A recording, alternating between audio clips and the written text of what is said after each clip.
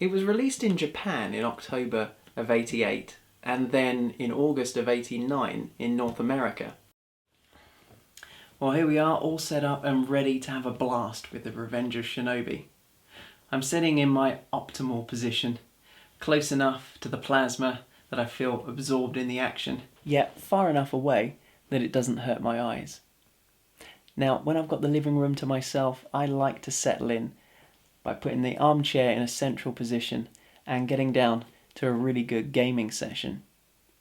And I'm hoping this is going to be one of those times, because I haven't played The Revenge of Shinobi for more than 10 years, and I'm hoping it lives up to my expectations. I've opted to use the 6-button pad because I find the D button and the face buttons a lot more responsive than the original controller. I prefer the size and shape of the original, but you can't have everything, can you? So I've opted for function over form. So let's take a look at The Revenge of Shinobi. The intro sequence for this game is really quite interesting in that the image used for the Shinobi bears a striking resemblance to the legendary Japanese actor Sonny Chiba. In fact, I'd first heard the name mentioned in the Tarantino-penned True Romance. It was Christian Slater, and he was talking about a series of movies called The Street Fighter, and they bear no resemblance or have no relation to the Capcom game of that name. However, I decided that I wanted to find one of these movies, or any of Sonny Chiba's movies, at my local video store. Unfortunately, it was many years before I saw one of his ninja films, and when I did, I thought to myself, that guy bears a striking resemblance to the Shinobi. And actually, from what I understand, that image was removed when the game was ported to the Virtual Console. It's a bit of a shame, really, because I consider that one of the iconic images from the Mega Drive's history. These next few screens give us a bit of the backstory, which can also be found in the game's instruction manual. To summarise, our ninjutsu-trained hero, Joe Musashi, protagonist of the first adventure, returns home in true Bruce Lee Fist of Fury style. Or, for those of you that are a little too young for that, in true Jet Li Fist of Legend style, to find his master at death's door. To make matters worse, his enemies have kidnapped his fiancée and locked her away in the inner sanctum of their marine stronghold. This evil crime syndicate, Zeed, who he had supposedly vanquished 3 years earlier in the first Shinobi game, have returned bigger, stronger, and sporting a Neo in front of their name for good measure. This Neo-Zeed syndicate have decided to take over the world, and you've guessed it, they need to be stopped, and the only man who can is the man behind the mask, good old Joe and his ninjutsu skills. The game is based over 8 stages, with each one being split into 3 levels, the last of which contains only the boss. So you've basically got 2 levels of platform adventuring between each boss fight. The levels are varied in design and take place at certain points across the Western Hemisphere, between Ibaraki Province in Japan and the United States eastern coast, where Neo-Zeed's marine stronghold resides. Unfortunately, the game is lacking the essential plot points to explain exactly why he's visiting each location. Our best guess is that he absolutely positively has to kill every last Neo-Zeed mother that stands in his way from Japan to the east coast of the USA. This is where the game lacks something that was quite charming about the original. The reason for you being at the different locations in the previous game was to rescue your clan's children who were being held captive by the Zeed. This time around, they also did away with the first-person bonus stages where you dispatch the oncoming ninja horde with your accurate Death Star throwing skills. Other notable changes from the original are not only the shape of your shuriken, but the fact that they are now no longer unlimited. This adds an interesting gameplay element that requires the player to be fairly strategic with the use of this weapon. The number, however, can be increased to 90 or decreased to 0, depending on how challenging you wish the game to be. But the default number is 50. As you can see from this footage, I've obviously selected the highest available number and put the game on its easiest difficulty setting, which gives you 10 lives instead of 3. If I were playing normally, I'd make this much harder, as I like to get good value for money out of my games. But as I don't want to spend the next few weeks compiling the gaming footage for this episode, I've decided to take the easy route to save time. But what we do get in this game that's an upgrade from the original, aside from the much cooler white ninja attire, is the use of magical ninja powers. The original game had a power of swords, but it sent Musashi bouncing all over the screen, instantly killing all visible enemies, apart from the bosses, that is. This time around, we have 4 to choose from. These are all available from the start, but have to be selected via the pause menu, and then activated by your ninjutsu button, which for me is the C button, but the configuration can be changed to suit your style of play. All 4 of these magical powers have their uses at certain points throughout the game, and they bestow distinct abilities upon this talented ninja.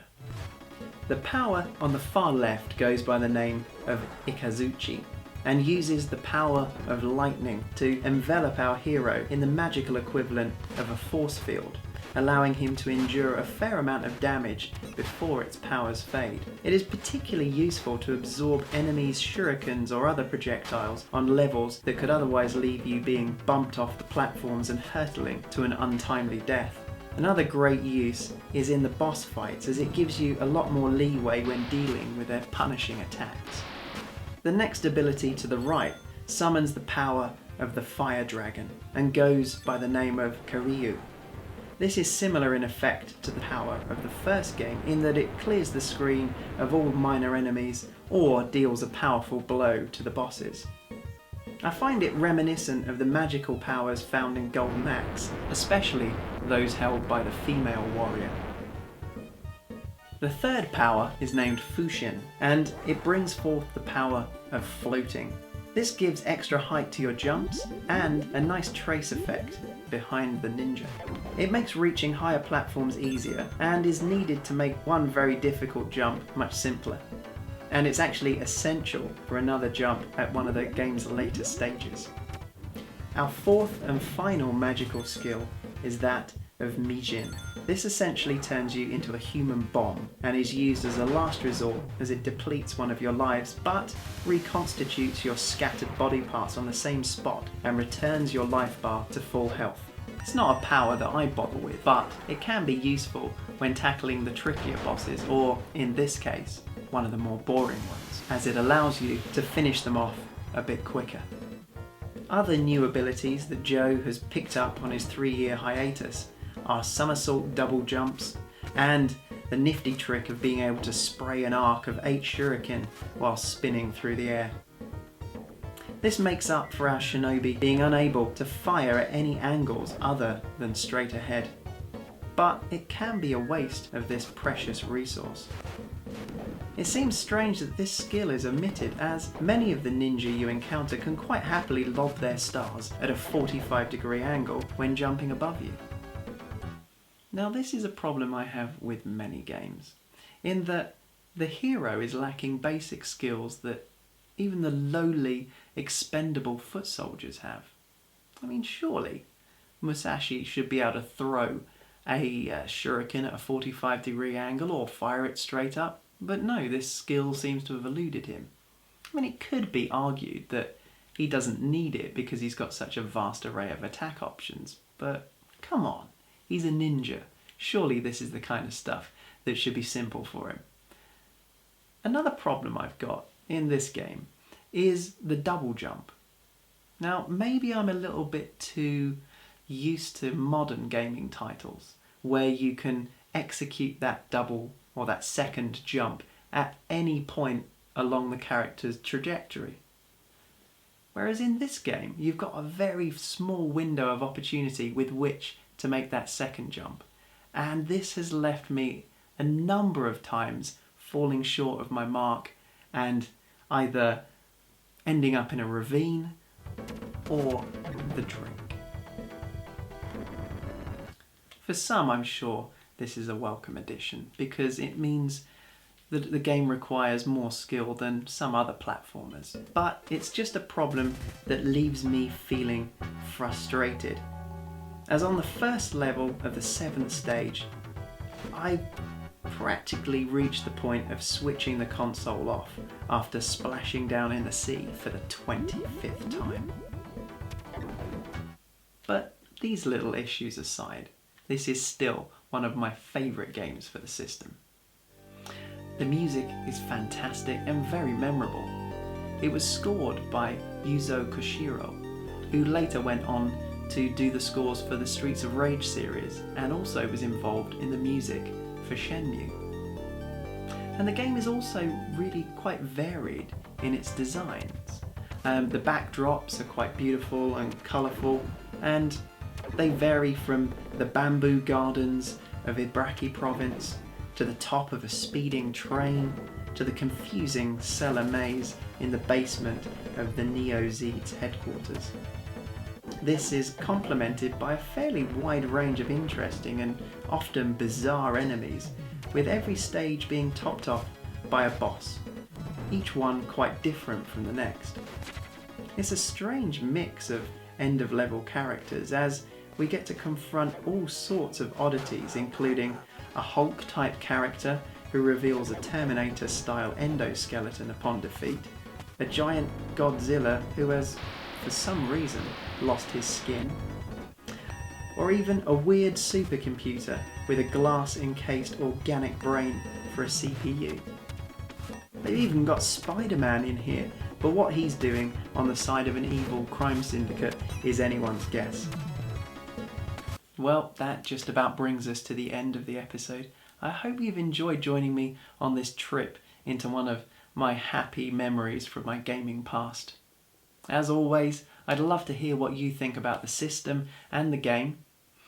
And as always, your feedback is really appreciated. So a thumbs up or a thumbs down, depending on what you thought of this video. And if you've got time, please leave a comment. Well, thank you very much for watching. From my living room to your wherever, this is Simon signing off. Bye bye.